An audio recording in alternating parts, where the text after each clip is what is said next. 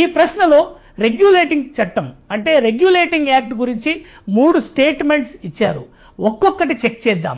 మొదటి స్టేట్మెంట్ ఏమంటుంది అంటే రెగ్యులేటింగ్ చట్టం ద్వారా ఈస్ట్ ఇండియా కంపెనీ పాలనపై బ్రిటిష్ పార్లమెంట్ మొదటిసారిగా నియంత్రణ పెట్టింది అని. ఇది కరెక్ట్. ఎందుకంటే ఈ చట్టం ద్వారా బ్రిటిష్ పార్లమెంట్ కంపెనీ పరిపాలనలో మొదటిసారిగా డైరెక్ట్ కంట్రోల్ పెట్టడం ప్రారంభించింది. రెండో స్టేట్మెంట్ ఏమంటుంది అంటే ఈ చట్టం ద్వారా బెంగాల్ గవర్నర్ను బెంగాల్ గవర్నర్ జనరల్గా మార్చారు అని. ఇది కూడా కరెక్ట్. రెగ్యులేటింగ్ యాక్ట్ ద్వారా బెంగాల్ గవర్నర్ పదవిని గవర్నర్ జనరల్ ఆఫ్ బెంగాల్గా మార్చారు. మొదటి governor general of Bengal Warren Hastings. మూడో స్టేట్మెంట్ ఏమంటుందంటే ఈ చట్టం ద్వారా భారతదేశంలో పూర్తి బాధ్యతాయుత ప్రభుత్వం ఏర్పడింది అని. ఇది తప్పు. ఎందుకంటే రెగ్యులేటింగ్ యాక్ట్ కంపెనీ పాలనపై కంట్రోల్ పెట్టింది, కానీ పూర్తి రెస్పాన్సిబుల్ గవర్నమెంట్ ఇవ్వలేదు. రెస్పాన్సిబుల్ గవర్నమెంట్ అనేది తర్వాతి రాజ్యాంగ అభివృద్ధిలో వచ్చే కాన్సెప్ట్. ఇక్కడ ఎగ్జామ్ ట్రిక్ ఏమిటంటే రెగ్యులేటింగ్ యాక్ట్ అంటే బ్రిటిష్ పార్లమెంట్ మొదటి control Bengal governor general of Bengal, కానీ పూర్తి బాధ్యతాయుత ప్రభుత్వం కాదు అని గుర్తుపెట్టుకోండి. కాబట్టి statement 1 correct, statement 2 correct, statement 3 తప్పు. అందుకే సరైన సమాధానం B1, 2 మాత్రమే. మ్యాచింగ్ ప్రశ్నలో బ్రిటిష్ కాలంలోని ముఖ్యమైన చట్టాలు మరియు వాటి ఫీచర్స్ మ్యాచ్ చేయాలి. మొదట రెగ్యులేటింగ్ చట్టం అంటే రెగ్యులేటింగ్ యాక్ట్. ఈ చట్టం ద్వారా బెంగాల్ గవర్నర్ను బెంగాల్ గవర్నర్ జనరల్గా మార్చారు. మొదటి Bengal governor general Warren Hastings. కాబట్టి 1A. రెండవది పిట్స్ ఇండియా చట్టం అంటే పిట్స్ ఇండియా యాక్ట్. ఈ చట్టం ద్వారా బ్రిటిష్ ప్రభుత్వం కంపెనీ వ్యవహారాలను కంట్రోల్ చేయడానికి బోర్డ్ ఆఫ్ కంట్రోల్ ఏర్పాటు చేసింది. కాబట్టి 2B. మూడవది చార్టర్ చట్టం.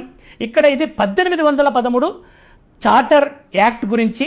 ఈ చట్టం ద్వారా ఈస్ట్ ఇండియా కంపెనీ వాణిజ్య ఏకాధిపత్యం చాలా వరకు ముగిసింది. అంటే కంపెనీకి ఉన్న ట్రేడ్ మోనోపలి తగ్గింది. కాబట్టి 3C. నాలుగవది చార్టర్ చట్టం. ఇక్కడ ఇది 1833 చార్టర్ యాక్ట్ గురించి. ఈ చట్టం ద్వారా భారతదేశం కోసం చట్ట సభ్యుడు అంటే ఇలా మెంబర్ పదవి ఏర్పడింది. మొదటిలా మెంబర్ మెకాలే. కాబట్టి 4D.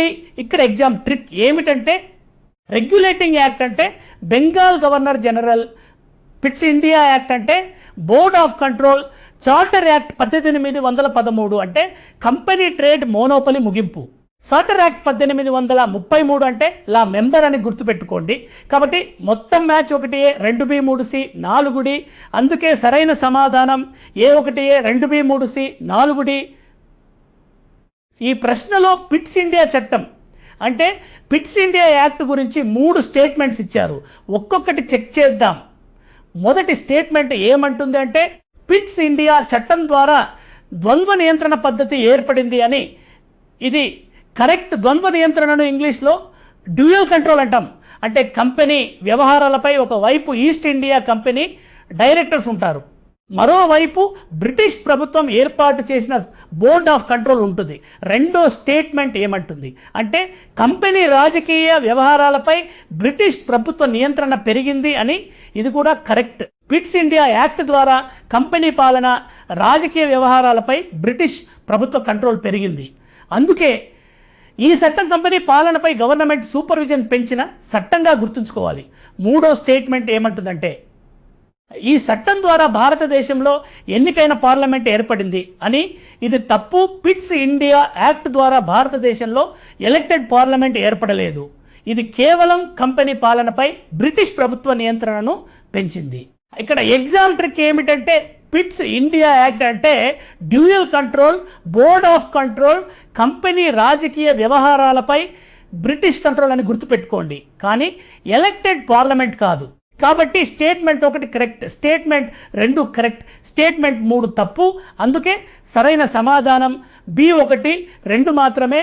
ప్రశ్నలో చార్టర్ చట్టాలు అంటే చార్టర్ యాక్ట్స్ గురించి 4 జతలు ఇచ్చారు. ఇవన్నీ కరెక్టా కాదా చెక్ చేయాలి. మొదటి జత ఏమంటుంది అంటే చార్టర్ చట్టం భారత వాణిజ్యంలో కంపెనీ ఏకాధిపత్యం ముగింపు. ఇది కరెక్ట్. ఇది ముఖ్యంగా 1813 చార్టర్ యాక్ట్కు సంబంధించినది. ఈ చట్టం ద్వారా ఈస్ట్ ఇండియా కంపెనీకి భారత వాణిజ్యంలో ఉన్న మోనోపలి చాలా వరకు ముగిసింది. అంటే ఇతర బ్రిటిష్ వ్యాపారులకు కూడా ఇండియాలో ట్రేడ్ చేసే అవకాశం వచ్చింది. రెండో జత ఏమంటుంది అంటే చార్టర్ చట్టం క్రైస్తవ మిషనరీలకు భారతదేశంలో పనిచేసే అనుమతి. ఇది కూడా కరెక్ట్. ఇది కూడా 1813 చార్టర్ యాక్ట్లో ముఖ్యమైన పాయింట్. ఈ చట్టం తర్వాత క్రిస్టియన్ మిషనరీస్కు ఇండియాలో పనిచేయడానికి అనుమతి ఇచ్చారు. మూడో జత ఏమంటుంది అంటే చార్టర్ చట్టం కంపెనీ వాణిజ్య కార్యకలాపాలకు పూర్తిగా ముగింపు. ఇది కరెక్ట్. ఇది 1833 చార్టర్ యాక్ట్కు సంబంధించినది. ఈ చట్టం ద్వారా east India company trading activities పూర్తిగా ముగిశాయి. తర్వాత కంపెనీ ప్రధానంగా పాలనా సంస్థగా మారింది. నాలుగో జత ఏమంటుంది అంటే చార్టర్ చట్టం బెంగాల్ గవర్నర్ జనరల్ను భారత గవర్నర్ జనరల్గా మార్చడం. ఇది కూడా కరెక్ట్. ఇది కూడా 1833 చార్టర్ యాక్ట్కు సంబంధించినది. చట్టం ద్వారా బెంగాల్ గవర్నర్ జనరల్ను గవర్నర్ జనరల్ ఆఫ్ ఇండియాగా మార్చారు. మొదటి governor general of India lord William Bentinck. ఇక్కడ ఎగ్జామ్ ట్రిక్ ఏమిటంటే చార్టర్ యాక్ట్ 1813 అంటే ట్రేడ్ మోనోపలి ముగింపు, మిషనరీస్ అనుమతి. చార్టర్ యాక్ట్ 1833 అంటే కంపెనీ ట్రేడ్ పూర్తిగా ముగింపు మరియు గవర్నర్ జనరల్ ఆఫ్ ఇండియా అని గుర్తుపెట్టుకోండి. కాబట్టి 4 జతలు కరెక్ట్. అందుకే సరైన సమాధానం C1, 2, 3, 4. ఈ ప్రశ్నలో భారత కౌన్సిల్స్ చట్టం అంటే ఇండియన్ కౌన్సిల్స్ యాక్ట్ గురించి 3 స్టేట్మెంట్స్ ఇచ్చారు. ఒక్కొక్కటి చెక్ చేద్దాం.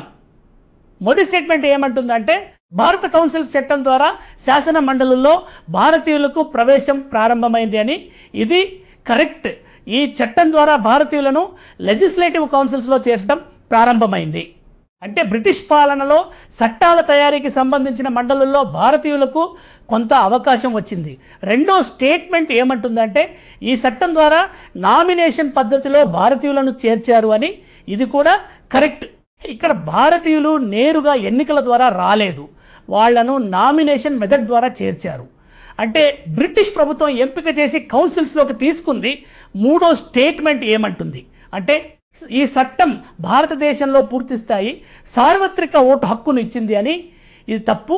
ఎందుకంటే ఈ చట్టం ద్వారా యూనివర్సల్ అడల్ట్ ఫ్రాంచైజ్ రాలేదు, అంటే అందరికీ ఓటు హక్కు ఇవ్వలేదు. కేవలం నామినేషన్ ద్వారా కొంతమంది భారతీయులకు కౌన్సిల్స్లో ప్రవేశం ఇచ్చారు. ఇక్కడ ఎగ్జామ్ ట్రిక్ ఏమిటంటే ఇండియన్ కౌన్సిల్స్ యాక్ట్ అంటే భారతీయులకు లెజిస్లేటివ్ కౌన్సిల్స్లో ఎంట్రీ, కానీ నామినేషన్ ద్వారా మాత్రమే సార్వత్రిక ఓటు హక్కు కాదు అని గుర్తుపెట్టుకోండి. కాబట్టి స్టేట్మెంట్ 1, స్టేట్మెంట్ 2 కరెక్ట్, స్టేట్మెంట్ 3 తప్పు. అందుకే సరైన సమాధానం A1, 2 మాత్రమే. ఈ మ్యాచింగ్ ప్రశ్నలో భారత రాజ్యాంగ అభివృద్ధికి సంబంధించిన చట్టాలు మరియు వాటి ముఖ్యమైన ఫీచర్స్ మ్యాచ్ చేయాలి. మొదట భారత ప్రభుత్వ చట్టం అంటే ఇక్కడ 1858 భారత ప్రభుత్వ చట్టం గురించి. ఈ చట్టం ద్వారా ఈస్ట్ ఇండియా కంపెనీ పాలన ముగిసింది. భారతదేశ పాలన నేరుగా బ్రిటిష్ క్రౌన్ చేతికి వెళ్ళింది. కాబట్టి 1A. రెండవది భారత కౌన్సిల్ చట్టం అంటే ఇండియన్ కౌన్సిల్స్ యాక్ట్. చట్టం ద్వారా భారతీయులకు శాసన మండలుల్లో ప్రవేశం ప్రారంభమైంది, కానీ అది ఎలక్షన్ ద్వారా కాదు, నామినేషన్ ద్వారా. కాబట్టి 2B. మూడవది మింటో మార్లే సంస్కరణలు. వీటిని ఇండియన్ కౌన్సిల్స్ యాక్ట్ 1909 అని కూడా అంటాం. ఈ సంస్కరణల ద్వారా ముస్లింలకు ప్రత్యేక నియోజకవర్గాలు అంటే సెపరేట్ ఎలక్టరేట్స్ ఇచ్చారు. కాబట్టి 3C. నాలుగవది మాంటెగ్యూ చెమ్స్ఫోర్డ్ సంస్కరణలు. వీటిని భారత ప్రభుత్వ చట్టం 1919 అని కూడా అంటాం. ఈ చట్టం ద్వారా రాష్ట్రాల్లో ద్వంద్వ పాలన అంటే డయార్కీ ప్రవేశపెట్టారు. కాబట్టి 4D. ఇక్కడ ఎగ్జామ్ ట్రిక్ ఏమిటంటే 1858 అంటే కంపెనీ పాలన ముగింపు, కౌన్సిల్స్ యాక్ట్ అంటే భారతీయుల ఎంట్రీ, మింటో మార్లే అంటే సెపరేట్ ఎలక్టరేట్స్, మాంటెగ్యూ చెమ్స్ఫోర్డ్ అంటే రాష్ట్రాల్లో డయార్కీ అని గుర్తుపెట్టుకోండి. కాబట్టి మొత్తం match 1A, 2B, 3C, 4D. అందుకే సరైన సమాధానం A1A, 2B, 3C, 4D. ఈ ప్రశ్నలో మింటో మార్లే సంస్కరణలు అంటే మింటో మార్లే రిఫార్మ్స్ గురించి 3 స్టేట్మెంట్స్ ఇచ్చారు. ఒక్కొక్కటి చెక్ చేద్దాం. మొదటి స్టేట్మెంట్ ఏమంటుందంటే మింటో మార్లే సంస్కరణలు ముస్లింలకు ప్రత్యేక నియోజకవర్గాలను ప్రవేశపెట్టాయి అని. ఇది కరెక్ట్. ప్రత్యేక నియోజకవర్గాలను ఇంగ్లీష్లో సెపరేట్ ఎలక్టరేట్స్ అంటాం. ఈ సంస్కరణల ద్వారా ముస్లింలకు వేరుగా ఎన్నికల ప్రాతినిధ్యం ఇచ్చారు. రెండో స్టేట్మెంట్ ఏమంటుంది అంటే ఈ సంస్కరణలు మత ఆధారిత ఎన్నికల పద్ధతికి దారి తీశాయి అని. ఇది కూడా కరెక్ట్. ఎందుకంటే సెపరేట్ ఎలక్టరేట్స్ వల్ల ఎన్నికలు మత ఆధారంగా విభజించబడే పద్ధతి మొదలైంది. అందుకే దీనిని భారత రాజకీయాల్లో కమ్యూనల్ రిప్రజెంటేషన్ ప్రారంభంగా చూస్తారు. మూడో స్టేట్మెంట్ ఏమంటుంది అంటే ఈ సంస్కరణల ద్వారా కేంద్రంలో పూర్తి స్థాయి బాధ్యతాయుత ప్రభుత్వం ఏర్పడింది అని. ఇది తప్పు. మింటో మార్లే సంస్కరణలు కొన్ని రాజకీయ మార్పులు చేశాయి, కానీ కేంద్రంలో పూర్తి రెస్పాన్సిబుల్ గవర్నమెంట్ ఇవ్వలేదు. బ్రిటిష్ నియంత్రణ కొనసాగింది. ఇక్కడ ఎగ్జామ్ ట్రిక్ ఏమిటంటే మింటో మార్లే రిఫార్మ్స్ అంటే సెపరేట్ ఎలక్టరేట్స్, ముస్లింలకు ప్రత్యేక ప్రాతినిధ్యం, మత ఆధారిత ఎన్నికల పద్ధతి ప్రారంభం, కానీ పూర్తి బాధ్యతాయుత ప్రభుత్వం కాదు అని గుర్తుపెట్టుకోండి. కాబట్టి statement 1 correct, statement 2 correct, statement 3 తప్పు. అందుకే సరైన సమాధానం B1 2 మాత్రమే.